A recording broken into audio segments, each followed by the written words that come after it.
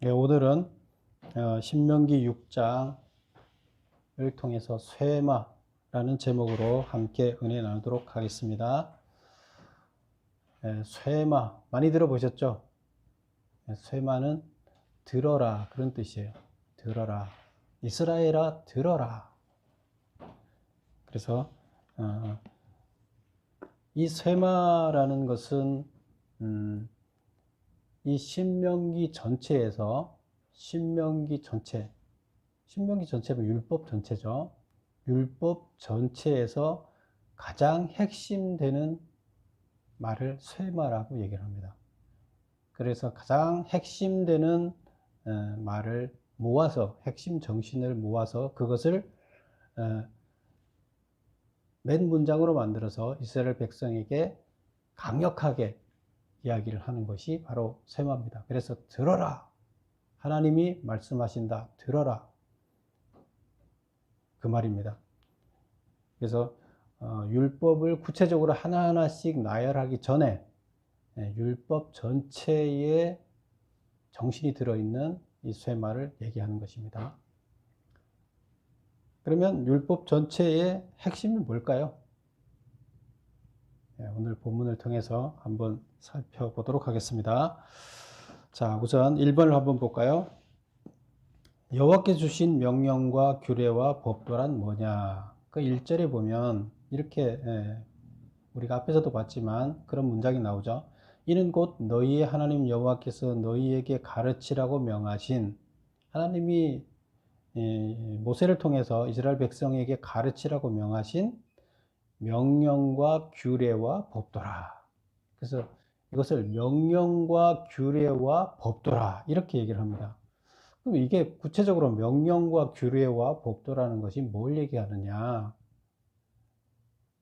메모를 한번 보세요. 명령은 하나님이 직접 주신 법이다. 그런 뜻이에요. 그래서 명령, 하나님이 직접 명령한 것이다. 우리가 지키라고 하나님이 직접 주신 법이다. 그 다음에 규례는 세부적으로 규정된 성문법. 그래서 세부적으로 이러이러한 것을 행해라 하고 써놓은 그 문자화된 법을 말하는 거고요. 그걸 규례라고 하고, 그 다음에 법도란 법에 담긴 권리와 의무, 법에 들어있는 도리, 법에 들어있는 권리와 의무, 그런 뜻이에요. 그래서 우리 해석을 우리나라 법정에서 쓰고 있는 용어와 틀리게 해놨기 때문에 틀려요. 그래서 우리가 헷갈려요. 우리 그 법의 체계에서 뭐 명령이고 헌법이고 법률이고 이런 개념하고는 틀리기 때문에 이것은 이스라엘 백성들이, 히브리인들이 그때 당시에 썼던 용어들이에요. 근데 그것을 우리말로 번역을 하다 보니까 이렇게 돼 있어요. 그래서 이것은 정확하지는 않지만 대충 의미가 무슨 의미냐 하면 이런 의미다. 그래서 명령은 하나님이 주신 법이다는 뜻이고, 규례라는 것은 구체적으로 그것을 메모해 놨다는 뜻이고요. 그리고 법도라는 것은 그 법에 들어있는 권리와 의무라는 뜻이에요. 다 합치면 뭐예요? 하나님의 율법이라는 뜻이에요. 하나님이 주신 법이라는 뜻인데, 율법이라는 그것을 세부적으로 이렇게 나열해 놓은 겁니다. 그래서 우리는 이것을 통틀어서 그냥 율법 이렇게 이제 보면 되겠습니다. 그래서 앞으로는 이제 이것들을 이렇게 나오더라도 저는 계속 이것을 그냥 율법이라고 이렇게 얘기를 할게요. 그 다음에 2번을 보겠습니다. 그럼 하나님께서 율법을 주신 목적은 뭘까? 하나님께서 율법을 준 목적은 뭘까? 그거 이제 메모를 해놓은 것을 보면, 너와 내 아들과 내 자손이 평생에 내 하나님 여호와를 경외하며, 그래서 평생에 하나님 여호와를 경외하고 너희가 너희에게 명한 그 모든 규례와 명령을 지키기 위한 것이며, 하나님을 경외하기 위한 것이고, 율법을 왜 줬느냐? 하나님을 경외하라고. 그 다음에 뭐라고? 규례와 명령을 지키게 하기 위해서, 또 내 날을 장구하게 하기 위해서. 내 날이라는 건 뭐 무슨 날이에요? 사는 날을 얘기하는 거죠. 그래서 오래 살도록 하기 위해서 줬다. 결국 이 모든 것들은 내가 복을 받고 내 조상들의 하나님 여호와께서 내게 허락하신 같이 젖과 꿀이 흐르는 땅에서 내가 크게 번성하도록 하기 위해서 줬다는 거예요. 그래서 하나님께서 율법을 주신 목적은 우리를 위해서 주셨다는 거예요. 내가 오래 살도록 하기 위해서, 장구하게 살도록 하기 위해서. 장구하게 살려면 어떻게 돼요? 하나님을 잘 경외하고 율법을 지키면 돼요. 그래서 그렇게 해서 오래 살도록 하는 것이, 이 가나안 땅에 들어갔으면 오래 살아야 될 거 아니에요. 거기서 쫓겨나면 안 될 거 아니에요. 그래서 가나안 땅에 들어가서 이스라엘 백성들이 오랫동안 살 수 있도록 하는, 그렇게 하기 위해서 율법을 줬다. 율법을 안 지키고 죄를 짓게 되면 거기서 쫓겨나는 거죠. 오래 살지 못하는 거죠. 그래서 그런 개념이고요. 그 다음에 그러면 그것을 지킬 때 어떤 유익을 줬다고요? 크게 번성한다. 복을 받고 크게 번성한다. 그래서 율법을 잘 지키면 어떻게 한다? 크게 번성하게 된다. 그래서 결국 누구를 위한 거예요? 이스라엘 백성들을 위해서 율법을 준 거예요. 근데 우리는 율법하면 얼핏 우리의 삶을 얼금해서 괴롭히기 위한 것으로 착각하는데 그렇지 않다. 이런 것을 지난번에도 한번 얘기를 했었죠. 그래서 여기서 다시 이것을 이제 언급을 합니다. 그리고 이제 본격적으로 쇠마는 4절부터 9절까지가 쇠마예요. 이스라엘 백성들이 얘기하는 쇠마예요. 그래서 4절부터 9절까지 이야기가 쇠마인데 3번을 보겠습니다. 쇠마에서는 하나님을 어떤 분으로 표현하고 있는가? 쇠마에서 하나님을 어떤 분으로 표현하고 있죠? 그 다음에 하나님이 인간에게 요구하는 것은 뭔가? 그것을 이제 4절, 5절에서 다루고 있습니다. 4절 한번 볼까요? 이스라엘아 들어라. 우리 하나님 여호와는 오직 유일하신 여호와다. 하나님이 어떤 분이라고요? 오직 유일하신 분이다. 유일하다는 것은 유일신을 얘기해요. 근데 이때 당시에 유일신의 개념이 없었어요. 유일신의 개념이 최초로 등장한 게 바로 히브리인들의 이 여호와 하나님이에요. 그래서 이 세상에는 이 유일신 한 분밖에 신이 없다는 거예요. 나머지는 다 신이 아니라는 겁니다. 신이 창조주 신이 계시고 그 신은 한 분밖에 없다. 그래서 유일신이 거고, 그래서 그 신만 믿는다는 거예요. 다른 거는 신이 아니기 때문에 안 믿는다는 겁니다. 그래서 유일신 사상은 이때 당시에 대단히 혁명적인 사상이었어요. 아주 혁신적인 사상이에요. 왜? 그때 당시에는 다 사람들이 어떤 생각을 했냐면 자연에 보이는 것들이 자기들이 어떻게 할 수 없는, 통제할 수 없는 현상들은 다 신이 한다고 봤어요. 근데 그 신이 너무나 많아서 다양한 힘을 가진 인간의 능력을 초월하는 다양한 신들이 있고, 그 신들을 우리가 잘 섬겨야 된다, 이런 식의 사고방식을 갖고 있었어요. 그게 그때 당시에 다신.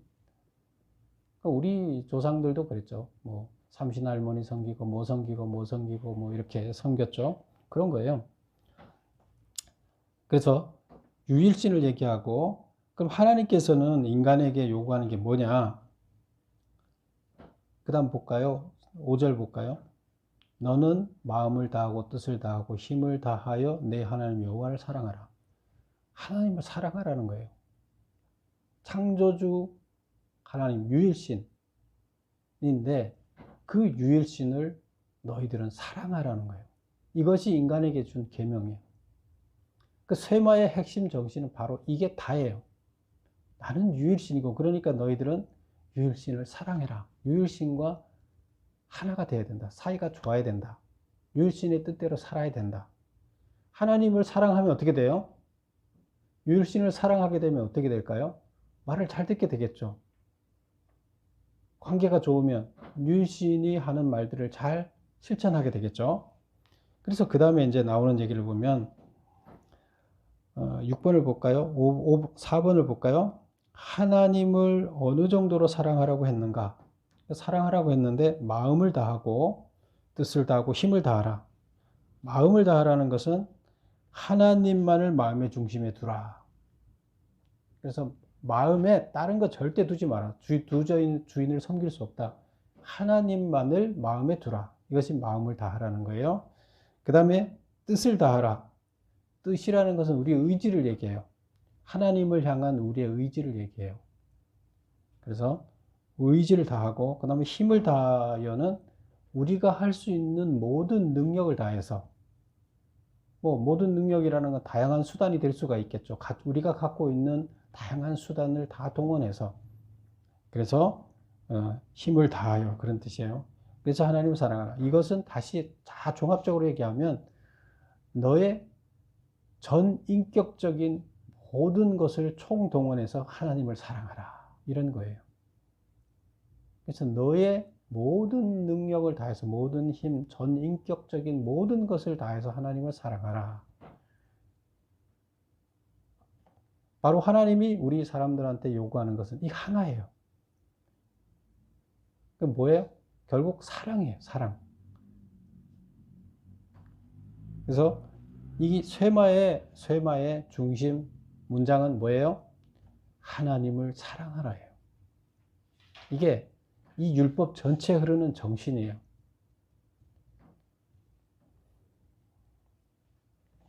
그러면 하나님을 사랑하면 하나님 말을 잘 듣게 되겠죠. 그러면 하나님을 사랑하는 것이 어떤 건가? 구체적으로 하나님을 사랑하려면 이제 뭔가 실천이 있어야 되겠죠. 실천 내용이 그 다음에 나와요. 어떻게 하라고 나옵니까? 6절부터 나옵니다. 오늘 내가 네게 명하는 이 말을 너는 마음에 새기고, 이제 하나님을 사랑하는 방법이에요. 실천을 어떻게 하느냐? 내가 지금 명하는 이 말씀, 이 율법을 마음에 새기라는 거예요. 너 나 사랑해. 그러면 내가 너한테 준 이 율법을 마음에 깊이 새기라. 공부해야 새기죠. 모르면 안 되죠. 이 마음에 다 새기라는 거예요. 마음에 다 들어가게 하라는 거예요. 그 다음에 어떻게 해요? 내 자녀에게 부지런히 가르치며, 너만 하나님 말씀 지키고 끝나는 것이 아니라 너 자녀들도 그 말을 계속 알아야 되지 않느냐. 내가 끊어지면 하나님이 너를 선택한 이유가 없잖아요. 너만 지금 잘 되라고 선택한 거 아니잖아요. 계속 다음 세대에 이어져야 되니까 내 자녀에게 부지런히 가르치며, 집에 앉아있을 때든지 길을 갈 때든지 누워있을 때든지 앉아있을 때든지 일어날 때든지 이 말씀을 강론해라. 그래서 언제든지 항상 말씀을 강론해라. 하나님의 말씀을 통해서 모든 것이 빗대서 모든 것이 이루어질 수 있도록 해라. 언제든지라는 뜻이에요. 이것은. 그 다음에 너는 또 이것을 내 손목에 매며, 우리가 뭘 행할 때는 주로 행하는 것이 손을 통해서 행하죠. 그래서 행할 때 함부로 행하지 못하게, 하지 말아야 될 거, 할 거를 구분해서, 하나님이 어느 걸 하지 말라 그러면 하지 말아야 되겠죠. 도둑질 하지 말라 그러면 이 손이 도둑질하면 안 되겠죠. 그래서 손목에다가 이거를 하나님의 계명을 메고 있으면 이거 하려고 그러다가 손목에 하나님 말씀이 딱 메은 게 보여요. 그러면 말씀이 하지 말라 그랬지, 하지 말아야지, 이렇게 생각이 난다는 거죠. 그래서 이게 뭐예요? 손목에 메어 기호를 삼고, 또 미간에 붙여 표로 삼고. 미간이라는 건 뭐예요? 미간이라는 것은 여기 이마 사이를 얘기하는데, 이게 생각을 얘기해요. 생각. 그래서 미간에 붙이라는 것은 뭘 얘기한다고요? 생각. 그래서 사고와 판단의 기준으로 삼는 것, 그것을 얘기하는 겁니다. 율법을 사고와 판단의 기준으로 삼으라. 그 다음에 또 내 집 문설주와 바깥 문에 기록하라. 이렇게 얘기했는데, 이것은 뭘 하라는 거예요? 가정에서 말씀이 가정을 다스리게 해라. 주관하게 해라. 그런 뜻이에요. 그래서 이것을 우리가 문자적으로 이해하면 어떻게 돼요? 문자적으로 이해하면 여기다가 지금 유대인들이 그렇게 하고 있죠. 유대인은 어떻게 합니까? 조그마한 그 가죽으로 된 지갑을 만듭니다. 요만하게 사각형으로 만들어서 그것을 여기에 시계처럼 밴드처럼 여기 손목에다가 차요. 그리고 그 시계 같은 거기가 사각형 가죽 그 안에 작은 글씨로 말씀을 적어서 이 쇠말을 적어서 그 안에다 돌돌 말아서 그 안에 넣습니다. 그리고 이렇게 차고 다녀요. 보여요. 그 안에 있는데 안 보이잖아요. 근데 어쨌건 여기에 말씀이 있다. 그래서 뭘 행할 때 말씀은 다 외우니까. 그래서 이걸 보면서 내가 말씀이 어긋나니까 하지 말아야 되겠다. 이제 이렇게 하라는 거예요. 근데 그렇게 하고 다닙니다. 이스라엘 백성들은. 그 다음에 미간의 차라는 것은 이마에다가 붙일 수 없잖아요. 그러니까 어떻게 하죠? 머리에다가 이렇게 두건을 하게 되고 모자를 쓰거나 하면 거기다 이렇게 달죠. 달아서 거기 이렇게 덜렁덜렁 달리게 해서 움직이는 것을 보면서 생각할 때 항상 율법에 맞게끔 생각을 해야 되는구나. 이런 생각하면 안 되지. 하지 말라 그랬으니까. 이렇게 자기 생각을 다스리는 게 되는 거죠. 근데 유대인들은 지금 이것을 문자 그대로 지키고 있어요. 그래서 하나님을 사랑하라는 것은 바로 어떻게 사랑하느냐, 실천을 어떻게 하느냐, 이렇게 하라는 겁니다. 다시 한번 보면 마음에 새기라. 율법을 다 마음에 담으라는 거예요. 다 마음에 성경 읽으면서 마음에 담아야 되겠죠. 그 다음에 자녀들을 가르쳐라. 너로 끝나면 안 된다. 그리고 계속 항상 삶에서 말씀이 항상 너와 같이 있게끔 해라. 강론을 해라. 그 말씀을 가지고 이야기를 해라. 그 다음에 너가 행동을 할 때 말씀이 너가 말씀을 통해서 해야 될지 말아야 할지를 판단할 수 있게끔 해라. 여기다 꼭 매라는 뜻은 아니에요. 행동을 할 때 말씀에 어긋났는지를 보고 행동을 하고 말지를 결정해라 그런 뜻이에요. 여기다가 매달라는 뜻이 진짜 여기다 매달라는 것은 아니에요. 문자적인 뜻은 아니에요. 그 다음에 이마에도 미간에도 붙이란 얘기가 뭐예요? 표를 붙이란 얘기가 생각을 그렇게 하라는 얘기지 진짜 거기다 붙이고 다니라는 뜻은 아니에요. 그 다음에 가정의 문에다가 다 글씨를 써놓으라 그랬는데 들어가는 출입문하고 그것도 마찬가지예요. 가정에다 글씨를 쓰라는 문자적인 의미가 아니라 그 가정의 가족들이 다 말씀에 의해서 지배를 받는 삶을 살아야 된다. 이제 그런 뜻이에요. 그래서 문자적으로 해석하면 안 된다. 뭐 문자적으로 기록해 놓고 자기가 안 지키면 어떨 건데, 매달고 다니면서 안 지키면 어떨 건데요. 6번 보겠습니다. 이제 자녀들을 가르친다고 할 때 가르친다는 말의 어원은 원문이 쇠난이라고 하는데 본래 뜻은 찌르다 그런 뜻이라 그래요. 그래서 가르칠 때 어떻게 그러면 가르치라는 말이냐? 쇠난, 찌르다, 찔러라. 자녀들의 마음을 찔러라. 자녀들의 마음과 영혼을 예리하게 찌르듯 감동을 주어 교훈함으로써 깊이 새겨서 기억하도록 하라는 뜻이다. 그래서 말씀을 가르칠 때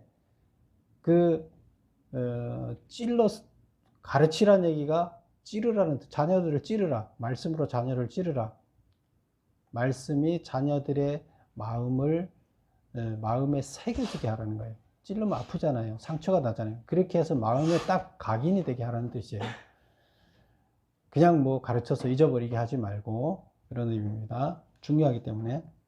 그 다음에 7번 유대인들의 경문의 풍습은 무엇이 문제인가? 유대인들은 지금 그렇게 다 달고 다니죠. 이마에도 달고 다니고 손목에도 달고 다니고 정말 그 집들이 사는 문에도 다 글씨를 써놓습니다. 쇠마의 정신을 이해하지 못하고 문자적으로 실천했다. 물론 뭐 써놓고 실천을 다 하면 괜찮겠죠. 그런데 문자적으로는 다 해놨는데 실제로 그거 실천이 안 되고 있는 것이 문제죠. 이 예로 보면 마태복음에서 예수님이 오셨을 때 뭐라고 얘기합니까? 마태복음에서 예수님이 오셔서 너희들은 띠를 넓게 하고 이 손목에 띠를 넓게 하고 잘난 체 한다. 내가 지금 말씀대로 산다. 이렇게 하는 사람들을 외식하는 자들이라 그랬어요. 그래서 엄청나게 그 말씀을 가르치는 바리새인들한테 엄청나게 예수님이 비난을 했어요. 왜? 자기들은 말씀대로 살지 않으면서 마치 말씀을 다 지키는 것처럼 이렇게 띠를 두르고 다닌다. 그리고 그 띠도 잘 보이게 사람들한테 하려고 막 큰 띠를 만들어서 잘 보이게 나는 이렇게 하나님 말씀을 잘 실천하는 사람이다. 이렇게 해서 예수님이 아주 맹비난을 했어요. 띠를 띠라는 뜻이 아니었다는 뜻이죠. 실천하라는 얘기인데 띠는 띠고 다니면서 실천 안 한다는 거예요. 매달고 다니면서. 이제 그걸 보면서 우리는 알 수가 있어요. 예수님이 뭘 지금 중요하게 생각했는지, 그 원뜻이 무엇인지를. 8번 보겠습니다. 그래서 쇠마는 지금 어디까지예요? 몇 절까지예요? 4절에서 9절까지가 쇠마예요. 쇠마의 핵심 내용을 정리하면 뭐라고요? 한 문장으로 정리하면 쇠마는 무슨 뜻이에요? 예, 사랑하라는 뜻이에요. 하나님을 사랑하라. 이게 한 문장으로 쇠마는 하나님을 사랑하라예요. 우리 인간들이 하나님을 사랑하라. 그렇게 하면 어떻게 돼요? 구원을 얻는다는 거예요. 영원히 장수한다는 거예요. 오래 산다는 겁니다. 그래서 쇠마의 정신은 한 문장으로 하나님을 사랑하라. 이 율법에 흐르는 전체가 하나님을 사랑하라. 하나님을 사랑하는 자는 어떻게 할 수밖에 없어요? 하나님의 율법을 마음에 새기고 그 율법대로 살려고 노력할 수밖에 없다는 거예요. 그렇죠? 그렇겠죠? 그리고 나서 10절부터 나오는 이야기가 10절부터 15절까지 나오는 이야기가 이제 경고를 합니다. 19절까지 경고하는 이야기예요. 근데 두 가지 경고를 해요. 10절부터 15절까지 한 가지 경고를 하고 16절부터 19절까지 또 한 가지 경고를 해요. 두 가지 경고를 하는데 첫 번째 경고는 뭐냐면 몇 번을 보냐면 8번을 볼게요. 8번, 메모 8번. 하나님이 가나안 땅에 들어가게 하시고 모든 필요한 것을 얻게 하시고 배불리 먹게 하실 때 가장 경계해야 할 것은 무엇이라고 했는가? 이제 하나님이 가나안 땅에 다 들어보내. 이제 여러분들 가나안 땅에 하나님 다 들어가게 할 겁니다. 그리고 거기 들어가서 여러분들이 농사 짓지 않는 데서 수확을 얻게 하고 집을 짓지 않았는데 여러분한테 집이 다 주어질 것이고 뭐 이렇게 다 해. 감람나무 심지 않았는데 포도나무 심지 않는데 그걸 여러분들이 다 차지하게 될 겁니다. 무료로 다 주고 그 다음에 여러분들은 광야에서 만나만 먹고 살아갔는데 거기 들어가면 여러 가지를 배불리 먹게 될 것입니다. 그럼 뭐 부족한 게 없을 거 아니에요. 풍족하게 될 거 아니에요. 그렇게 되면 어떻게 될까요? 그렇게 되면 광야에서는 오로지 하나님한테 매달리지 않으면 답이 없었잖아요. 물이 없으면 하나님한테 매달려 물 주시오 해서 하나님 물을 줘야 먹고 살고 만나를 하나님이 안 주면 못 먹고 사니까 하나님한테 매달려서 달라고 했잖아요. 근데 이제 거기 들어가면 풍족하니까 하나님한테 가까이 갈까요? 안 갈까요? 자기 그냥 편한 대로 살 것 같아요. 그리고 하나님 잊어버릴 수 있어요. 근데 하나님 잊어버리고 그냥 너 마음대로 살라고 그렇게 다 혜택을 준 건 아니잖아요. 그래서 이렇게 그 8번 메모를 보겠습니다. 종되었던 집 애굽에서 인도하여 낸 여호와를 잊고 그를 두려워하지도 않고 섬기지도 않으며 다른 신을 따르다가 멸절될까 봐. 그렇게 되면 반드시 거기서 다시 쫓겨나겠죠. 그 전에 있던 이방 민족들처럼 또 쫓겨나겠죠. 그렇게 될까 봐 지금 두렵다는 거예요. 하나님이 여러분들을 복을 줘서 이렇게 잘 축복해 줄 건데 배부르게 해줄 건데 그때 혹시 여러분들은 하나님 잊어버리고 죄를 짓고 그러다가 어떻게 돼요? 거기서 쫓겨난 지금 백성들처럼 여러분이 쫓아낸 백성들처럼 또 그렇게 되지 않을까 걱정된다. 그렇게 하면 안 된다 이 얘기를 하는 거죠. 그래서 그 경고를 하는 거예요. 편안할 때 하나님 믿지 말고 너희들의 신분이 원래 종이었다. 하나님 구원해 준 걸 기억해라. 이제 그렇게 얘기를 하는 거죠. 그리고 절대 하나님만을 유일신이라고 하지 않느냐. 하나님만을 섬기고 다른 신들은 아예 쳐다보지도 마라. 그 땅에서 섬기는 다른 신들이 많죠. 그거 쳐다보지도 마라. 이렇게 얘기를 하는 겁니다. 그게 이제 15절까지 한 이야기입니다. 그 다음에 이제 16절부터 19절까지 나오는 이야기는 9번을 보겠습니까? 9번, 메모 9번. 모세가 마사 사건을 다시 언급하는 이유는 무엇인가? 마사 사건이 뭘까요? 출애굽기 17장에 있는 이야기예요. 17장에 있는 얘기인데 그들이 먹을 물이 없었잖아요. 먹을 물이 없어서 우리 지금 죽게 생겼습니다 하면서 모세한테 막 항의를 했어요. 백성들이. 당신 뭐야? 뭐 우리를 끌어내갖고 죽이는 거야? 죽으라는 거야? 지금 우리 다 지금 목말라 죽게 생겼어. 막 이러고 모세한테 대들었죠. 싸웠죠. 그래서 백성들이 막 달라들으니까 모세도 자기가 뭐 무슨 고난이 있나요? 하나님이 어떻게 하라고 해야지. 그래서 모세가 하나님한테 기도했더니까 바위를 쳐서 물을 내게 해라. 그래서 바위를 쳐서 물을 내게 해서 그 물을 백성한테 먹이죠. 근데 그 먹이기 전까지 어떻게 해요? 백성들이 모세 원망하고 하나님 원망하고 이제 하나님 못 믿겠다. 이제 그러는 거죠. 잠깐 우리 한번 찾아볼게요. 17장 출애굽기 17장 끝에 부분만 한번 볼게요. 1절에서 7절 한번 보겠습니다. 출애굽기 17장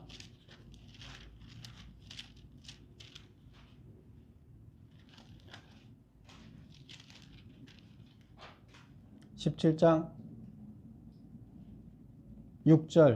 6절부터 보겠습니다. 108쪽이에요. 내가 호렙산에 있는 그 반석 위 거기서 내 앞에 서리니 너는 그 반석을 치라. 그것에서 물이 나오리니 백성이 마시리라. 모세가 이스라엘 장로들의 목전에서 그대로 행하니라. 그가 그곳 이름을 마사라는 것은 시험이라는 뜻이에요. 시험을 했다는 뜻이에요. 마사, 또 무리바는 다투었다 그런 뜻이에요. 무리바, 마사, 백성들이 하나님을 시험했어요. 그 다음에 무리바, 백성들이 모세하고 다퉜어요. 하나님하고 다퉜어요. 그래서 마사 또는 무리바라 불렀는데 이는 이스라엘 자손이 다투었으며 또는 그들이 여호와를 시험하여 이르기를 여호와께서 우리 중에 계신가 안 계신가 하였음이라. 시험하였는데 뭘 시험했다고요? 여호와께서 우리 중에 계신가 안 계신가? 무슨 말이에요? 지금 그들이 하나님을 믿어요, 안 믿어요? 지금 이걸 보면 하나님이 우리 가운데 계신가 안 계신가? 하나님이 항상 같이 한다 그랬는데 안 믿는 거예요. 지금 우리가 막 목말라 죽는데 하나님 지금 어디 있어? 하나님 없어. 하나님 있다면 나와봐. 왜 우리 굶어 죽어야 돼? 뭐 이런 거죠. 하나님을 신뢰하지 않는 거죠. 하나님은 다 뜻이 있는 거죠. 그들한테 고난을 주는 것도 뜻이 있는 거고 훈련이잖아요. 그들의 훈련 과정에서는 뜻이 있어요. 그러면 그거를 참고 견뎌내는 게 훈련이에요. 근데 그 과정을 거쳐야 되는데 하나님을 원망하고 자기들은 그 시험 준 하나님을 원망하고 하나님이 있는 건지 없는 건지 하나님이 있다면 우리 편안하게 해줘야지 왜 이렇게 해주냐 이렇게만 지금 얘기하는 거잖아요. 하나님은 그들을 훈련을 통해서 그들을 성장시켜야 되는데 시험은 거부하고 하나님이 있는 거냐 없는 거냐 이렇게 얘기를 하는 거죠. 하나님은 무조건 나를 편안하게 나는 아무것도 안 해도 해주는 그런 하나님으로 생각하는 거죠. 그건 아닌 거죠. 그렇게 하면은 나중에 자식이 아무것도 안 하고 해달라는 대로 다 해주면 자식이 올바로 성장하겠어요? 그래서 그런 걸 얘기합니다. 그래서 하나님을 시험했어요, 그들이. 하나님 없다고. 나와 있으면, 하나님 있으면, 모세한테, 하나님 내놔봐라. 증거를 대라. 막 이런 거죠. 그래서 여기서 보면, 무리바 사건은, 바로 하나님을 시험한 사건이에요. 16절 보면, 너희가 마사에서 시험한 것 같이, 너희의 하나님 여호와를 시험하지 말고, 그래서 시험하지 말아라. 그 뜻이에요. 여호와를 마사 사건을 다시 언급한 이유는 여호와를 시험하지 말고 가나안에 들어가면 율법을 지키며 여호와 보시기에 정직하고 선량한 일을 행하여서 복을 받고 아름다운 땅을 차지하도록 해라. 여호와가 있냐 없냐 그렇게 하지 마. 지금까지 다 보여줬잖아요. 하나님 살아계신 거를 충분히 보여줬잖아요. 충분히 보여줬기 때문에 이제는 더 이상 너희가 어린애처럼 지금 보여줬는데 아직도 못 믿고 다시 처음으로 돌아가지 말라는 거예요. 이미 너희들은 하나님 살아계신 걸 봤지 않느냐. 역사 가운데서 출애굽 사건이며 말씀을 주신 사건이며 계약한 사건이며 다 있지 않느냐. 그런데 왜 하나님을 신뢰 못하느냐. 하나님 말씀대로 살아라.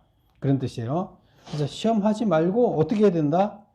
정직하고 선량한 일을 행하라. 누구 보기에? 하나님 보시기에.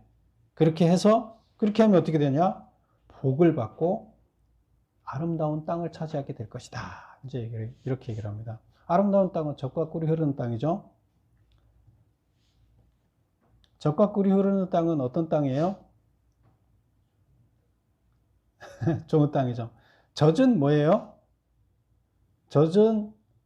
젖과 꿀이라는 건 젖은 동물들한테서 나오는 가장 좋은 음식이에요. 그쵸?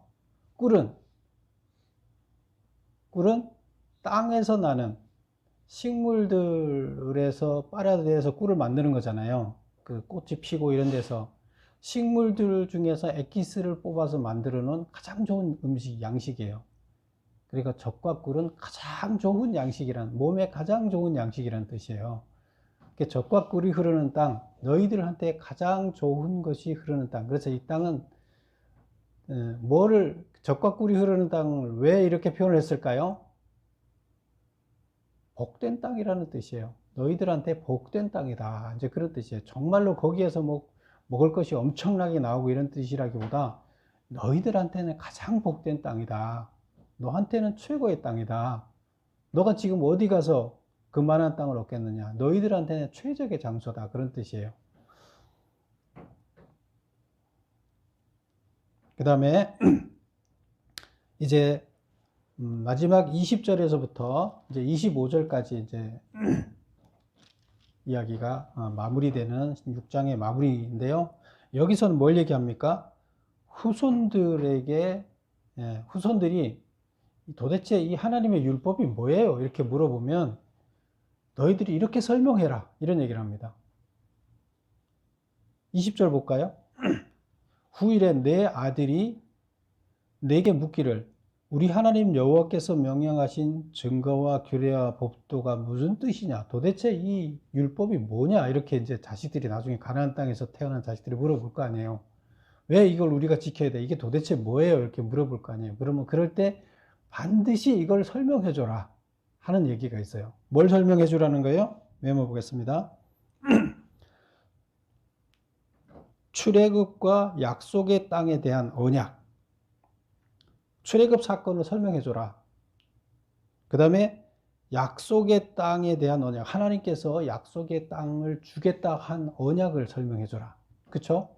언약은 아브라함부터 시작해 갖고 그 언약이 이루어져 왔었죠. 아브라함 언약을 하고 또 이제 세대가 바뀌니까 이삭하고 다시 언약을 했죠. 이삭하고 언약했던 것을 또 이삭이 죽고 나니까 야곱하고 다시 언약을 했죠. 계속 재계약을 하는 거예요. 재언약을 해요. 그리고 다시 이스라엘 백성이 종살이하고 나서 종살이에서 탈출할 때 그때 이스라엘 백성 전체와 하나님이 또 다시 시내산 언약을 했잖아요. 그래서 여기서 보면 출애굽 사건, 너희들을 하나님께서 인도했던 대단한 10가지 재앙을 내리고 홍해를 건넜던 이 출애굽 사건은 정말로 획기적인 이야기예요. 그러니까 하나님의 그 획기적인 그 기적, 우리를 향한 기적, 그 다음에 가나안 땅을 주겠다고 했던 그 이전부터 있었던 약속, 그래서 출애굽해서 약속을 지키신 거잖아요. 그래서 그걸 설명을 해줘라. 그래서 약속을 성취시켜 주신 하나님의 능력과 은혜를 증거로 그 증거를 다 설명해줘라. 그리고 하나가 더 뭐냐면 율법을 주신 목적을 설명해줘라. 이 목적이 뭐냐? 우리를 얽어매기 위한 것이 아니라 하나님을 경외함으로써 장수와 번영을 누리기 위한 것이라는 것을 설명해 주라는 얘기예요. 그래서 이 두 가지를 반드시 설명해 줘라. 그래야 그들이 율법을 받아들이고 율법을 지키게 된다는 거예요. 이걸 모르면 그들이 율법을 받아들일 수가 없다는 겁니다. 그래서 가장 큰 사건이 출애굽 사건이죠. 두 가지 사건, 출애굽 사건과 시내산에서 이스라엘 백성들이 단체로 하나님하고 계약했던 시내산 계약 사건 두 가지죠. 이것은 이스라엘 백성한테 정말로 대단히 획기적인 사건이고 이스라엘 백성뿐만 아니라 그 주변에 있던 모든 나라들을 떨게 하는 사건이었어요. 그리고 유일신 하나님을 보여준 사건이에요. 근데 그거를 반드시 얘기해 주라는 거예요. 그리고 그것이 왜 일어났느냐? 하나님이 미리 언약을 했던 것을 지키시기 위해서 한 것이고 하나님을 지키시기 위해서 그렇게 하셨다. 그렇다 그러면 앞으로도 어때요? 하나님께서는 우리를 언약 백성으로서 계속 사용하시기 위해서 우리를 지키시고 함께 하실 거라는 거죠. 그러면 언약 백성으로서 우리는 하나님이 준 율법을, 시내산에 준 율법을 잘 지켜야 된다는 거예요. 그걸 분명히 설명해 줘라는 거예요. 25절을 한번 보겠습니다.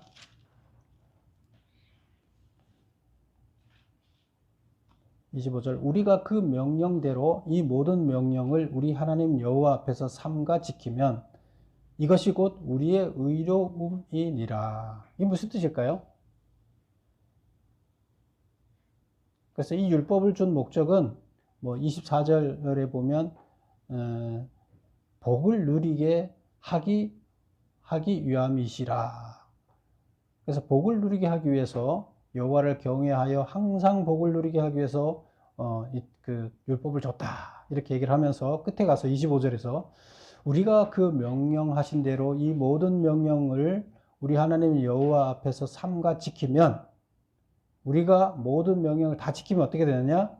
그것이 우리의 의로움이다. 이렇게 얘기를 했어요. 무슨 말이에요? 율법을 지키는 것이 우리의 의로움이다. 우리 의로운 사람은 어떻게 돼요? 구원받는 거죠. 율법을 지킨 사람은 구원을 받아요. 그렇죠? 율법을 안 지키면 하나님의 법대로 살지 않고 못 받아요.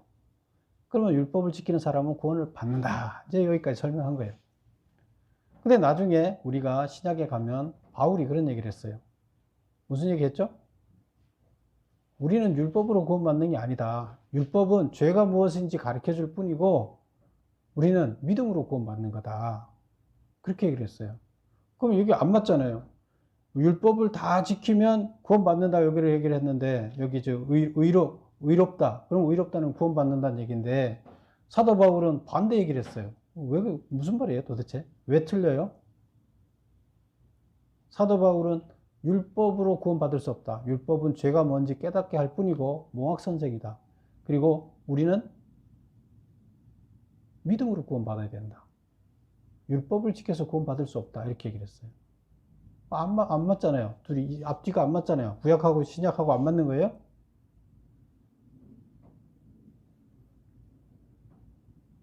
어린아이한테 예를 들어서 이렇게 설명해 볼게요. 어린아이들한테 야, 너 착하게 살아야 돼. 나쁜 짓 하고 살면 안 돼. 선을 행하고 살아야 돼. 초등학생한테 그렇게 얘기하면 먹혀요, 안 먹혀요? 초등학생들은 먹혀요. 유치원 애들한테는 먹혀요. 그런데 이제 청년이 되고 어른이 된 사람한테 너 착하게 살아야 돼. 이렇게 얘기하면 착하게 사는 것만이 옳은 건 아니던데요? 이제 이렇게 얘기를 해요. 그때 가서는 이제 다시 그 단계의 설명으로 끝나면 안 돼요. 그렇죠? 다음 설명으로 넘어가야 돼요. 착하게 살아야 돼. 지금 착하게 사는 것이 구체적으로 어떤 거냐? 예, 구체적인 설명을 예를 들어서 설명이 들어가야 돼요. 마찬가지예요. 여기서 원칙은 우리 인간들이 죄를 안 짓고 율법대로 살면 죄를 안 짓는 거잖아요. 죄를 안 짓고 살면 구원을 받을 수밖에 없어요. 그렇죠? 모든 인간들은 죄를 안 지키면은 구원 받을 수밖에 없어요. 그러면 예수님이 죽을 필요도 없고 우리는 다 의인으로서 살아갈 수 있어요. 내가 죄를 안 짐으로 해서 내 의로 인해서 내가 이렇게 살았기 때문에 내 스스로 내가 구원 받는 거예요. 그렇죠? 근데 우리 인간들이 스스로 죄를 안 짓고 율법을 지켜서 하나님 율법대로 살 수 있을 것 같아요? 그만한 능력이 없어요, 우리는. 원칙은 그래요. 원칙은 있어요. 원칙은 아무도 죄를 안 지면 구원받아. 근데 죄를 아무도 안 질 수 있는 사람 있어요? 없어요. 근데 여기서는 그 추가적인 설명을 안 하는 거예요. 원칙만 얘기하는 거예요. 원칙은 맞죠? 근데 이제 사도 바울은 추가적으로 설명하는 거예요. 그런데 너희가 율법을 지켜서 그 율법대로 살 만한 사람들이 율법을 하나도 안 지켜서 살 사람은 한 명도 없다. 그러면 결국에 구원받을 사람 한 명도 없고 다 망했다는 거예요. 그러면 그 다음에 구원받으면 어떻게 돼요? 믿음. 믿음으로 구원받아야 돼요. 어떤 믿음? 예수님이 우리 죄를 대신해서, 죄가 없어져야 되는데 우리 죄를 대신해서 죽었기 때문에 그거를 믿고 시인하면 우리가 대신 우리가 죄를 짓고 없어진 거로 돼서 우리가 깨끗해져서 구원받는 거지, 이제 그런 뜻이에요. 그래서 여기서 이 얘기하고 그 얘기하고가 어긋나는 얘기가 아니다. 여기는 원칙만 얘기했다. 아시겠죠? 예, 그런 뜻입니다. 그래서 오늘 말씀을 정리를 하면 성경의 전체에 흐르는 정신, 율법 전체에 흐르는 정신을 모아서 율법 구체적인 설명에 들어가기 전에 그 정신을 모아서 이야기하는 것이 바로 오늘 6장에 있는 쇠마다. 이제 다음부터 구체적으로 이제 그 율법들이 좀 나오기 시작하겠죠.